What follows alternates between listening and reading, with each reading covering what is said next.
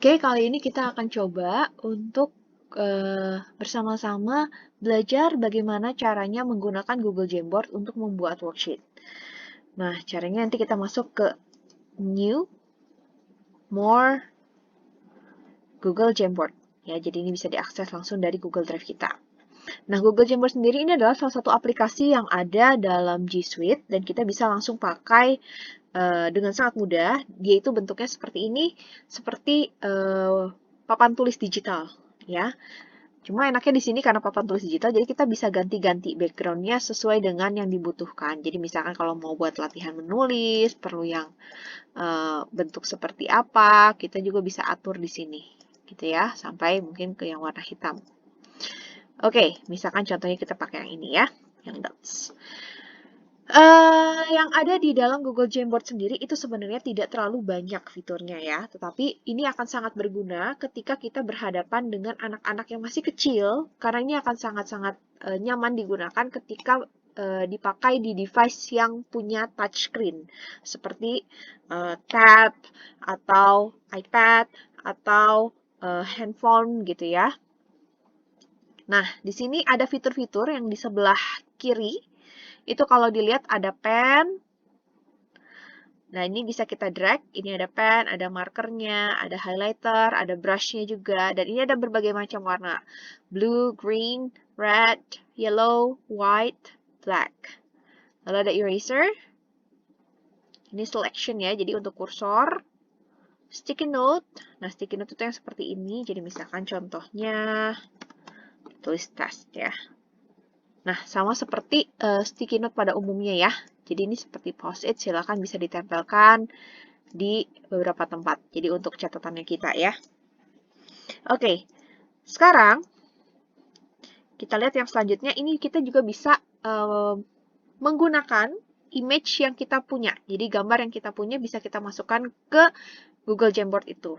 Nah, bisa upload dari device, langsung cari dari Google Image Search, dari Google Drive, ataupun dari Google Photos. Nah, yang terakhir di sini ada laser. Ini adalah laser pointer yang bisa kita gunakan ketika menjelaskan. Gitu ya, misalkan contohnya perlu meng-highlight sesuatu, jadi ini bisa kita pakai. Ya, kalau untuk menciptakan garis seperti tadi tinggal di drag seperti itu. Gitu ya. Oke, sekarang kita sama-sama coba bagaimana membuat worksheet-nya. Pertama-tama kita berikan dulu topiknya, diberikan judul ya. Contohnya shapes, ini sama seperti materi untuk yang interactive slides yang sebelumnya teman-teman sudah kerjakan.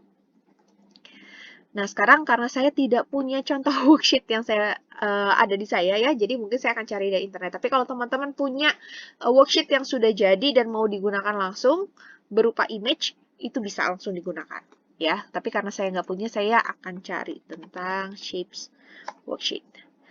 Nah, ini ada salah satu tips yang mungkin saya sekalian mau kasih sama teman-teman. Kalau mau cari image di Google Image Search, itu kita bisa pakai tools yang ada di sini, gitu ya. Jadi kalau misalnya untuk memastikan gambar yang kita ambil itu gambar dengan resolusi yang baik, kita bisa pilih size di sini mungkin di medium atau large. Nah, saya coba dulu untuk yang medium ya. Saya coba cari. Salah satunya yang saya pikir kayak cukup menarik untuk dijadikan worksheet. Nah, misalkan anggaplah ini ya. Nah, ini saya klik copy. Lalu saya paste di sini. Ctrl V. Oke, sambil menunggu. Nah, sudah ada. Kita bisa perbesar ini.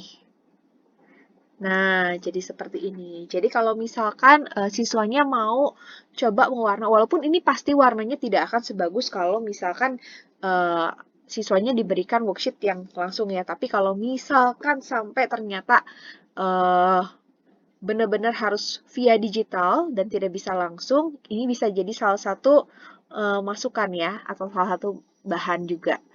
Nah, di sini misalkan contohnya kan nanti siswanya bisa menggunakan marker gitu untuk mewarnainya. Jadi, mana menandainya mungkin contoh dengan circle itu blue, triangle itu green. Jadi ini kita sudah cek yang green, misalkan triangle. Gitu. Jadi ini bisa diwarnai juga gitu.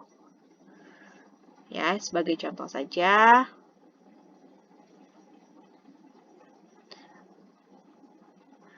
Nah, memang idealnya pakainya itu ya, yang touchscreen gitu, jadi lebih mudah dalam penggunaannya. Karena kalau pakai mouse, itu jauh lebih challenging. Tapi ini hanya sebagai contoh saja. Nah, jadi nanti maksudnya kita bisa buat anaknya supaya melakukan perintah ini. Begitu ya kira-kira ya teman-teman. Nah, di sini karena masih ada space kosong biasanya buat apa? Di sini kita bisa buat instruction-nya. Jadi ini bisa buat panduan buat pendamping ataupun orang tuanya. Jadi misalkan di sini kita kasih instruction.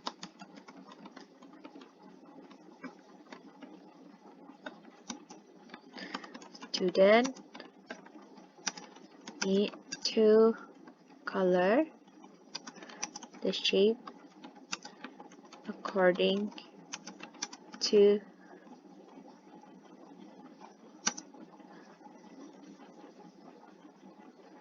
the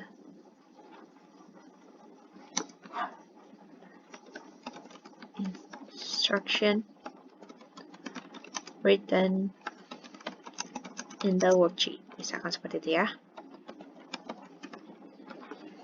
Kita save. Nah, bisa seperti ini teman-teman. Nah, ini kita bisa perbesar juga. Nah, contohnya seperti ini. Ini contoh untuk pembuatan worksheet-nya dulu ya. Jadi jauh lebih simple. Atau misalkan teman-teman maunya, wah ini nanti kalau dari sini, misalkan mau ada tambahan nih. Mereka harus buat gambarnya sendiri. Misalkan kita kasih instruction yang baru. Jadi ini clear. Lalu kita berikan instruction-nya.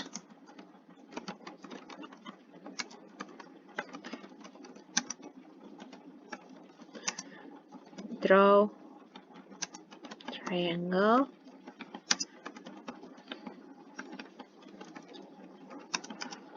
Square. A circle. Nah, misalkan seperti itu ya. Jadi nanti di sini diminta siswanya untuk menggambar triangle, square, dan circle. Nah, sekarang karena kita mau jadikan ini tugas, kita harus masuk kembali ke Google Classroom. Ya, kita masuk lagi ke Google Classroom. Masuk ke Classwork. Dan di sini sudah ada klik create seperti biasa ya. Kita pilih yang assignment. Lalu title-nya worksheet 2, misalkan seperti itu ya.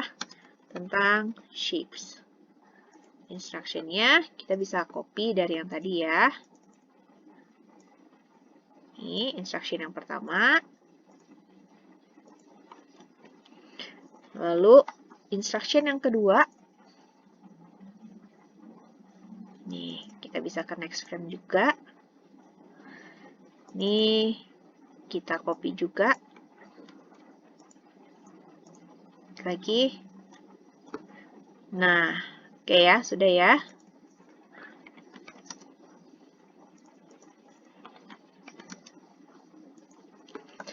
Di sini kita tinggal add Jamboard-nya.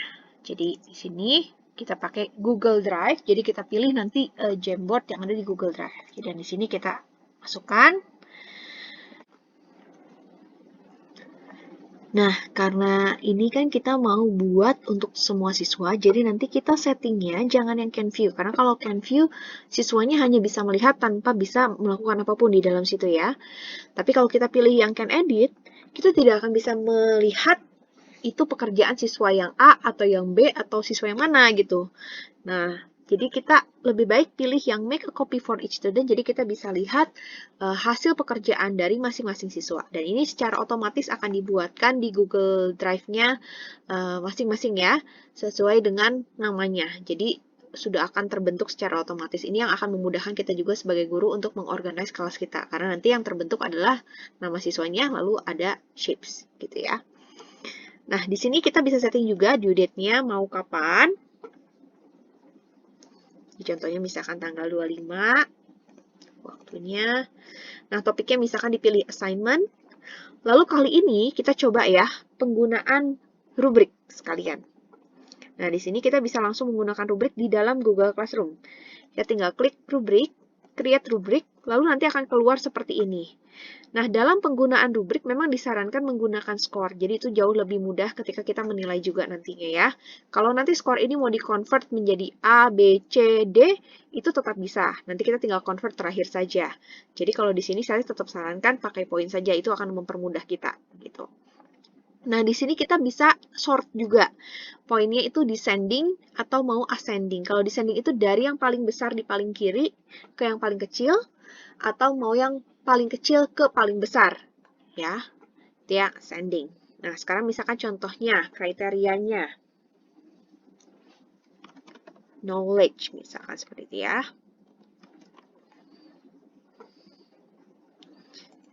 Nah, di sini kalau mau ada description juga ini bisa ditambahkan, maksudnya knowledge itu apa ya. Tapi tidak harus diisi juga tidak apa-apa. Nah, misalkan di sini karena saya mau buat hanya 2 kriteria, jadi saya tentukan dulu maksimum poinnya adalah 50 dan 50. Berarti di sini saya masukkan poin maksimalnya, level title-nya excellent. Lalu kita bisa tambahkan add level. Tidak usah takut kalau salah masukkan ya, karena nanti di sini juga kita bisa delete lagi. Nah, ini bisa delete this level, jadi tidak perlu takut untuk hal ini. Oke, excellent. Lalu fair. Lalu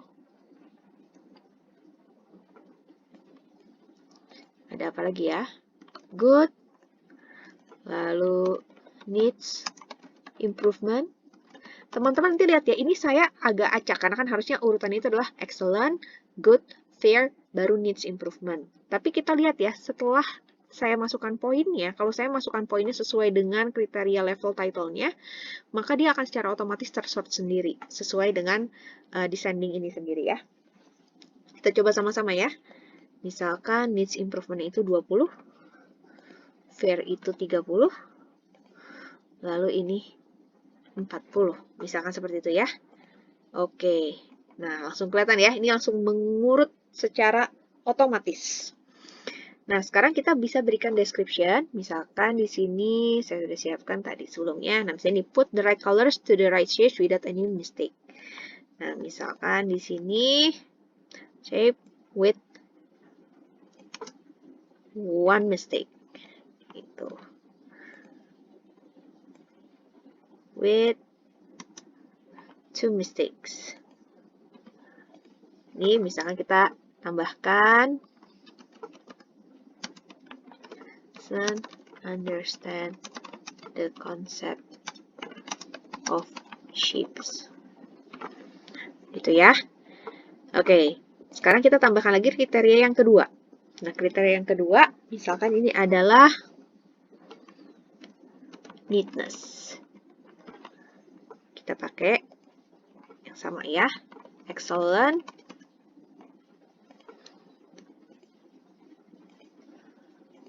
Lalu good, fair, sama needs improvement.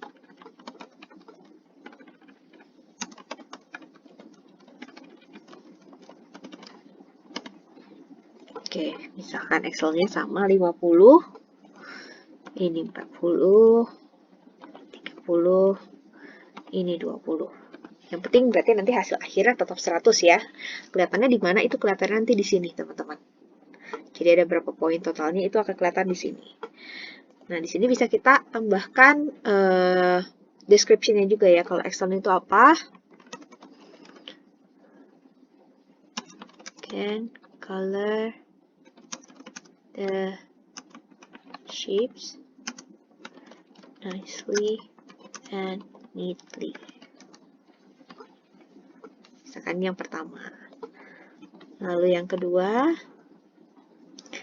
nicely but not so neat. There are lines outside the outline of the shapes. Misalkan seperti itu ya.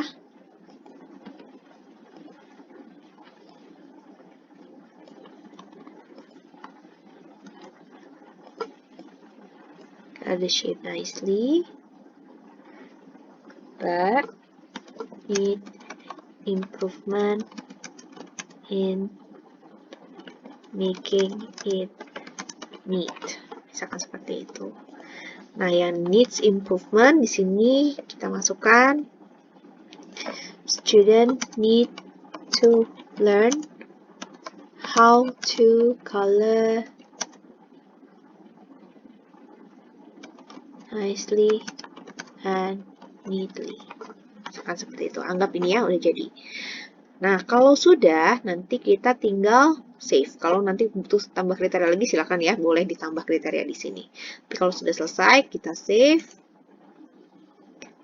Nah, nanti rubriknya itu sudah akan ada di sini. Jadi nanti pada saat penilaian, kita tinggal menggunakan rubrik yang ada. Jadi langsung di dalam Google Classroom penilaiannya juga akan mempermudah teman-teman semua. Ya, oke, kita klik Assign.